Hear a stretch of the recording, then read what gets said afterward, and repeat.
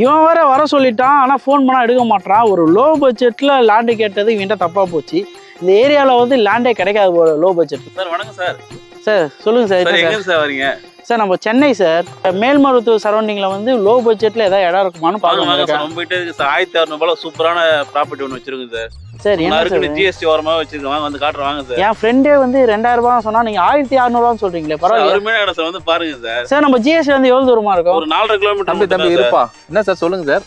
Sir இல்லை sir, இப்போ ஒரு லேண்ட் ஒன்று இருக்குன்னு சொன்னாரு. Sir 1600 sir. நீங்கள் சார்? சார் நம்ம தான் இந்த கம்பெனியோட ஓனர் சார், நம்மளோட டைரக்ட். இது சார் எவ்வளோ ரேட் சொன்னாரு? 1600 சொன்னாரு சார். அதெல்லாம் இல்லை தம்பி, இங்கே ஓப்பா. சார் இருங்க, எங்கே போறீங்க? என்ன சார் சொல்லுங்க சார். இருக்கட்டும்.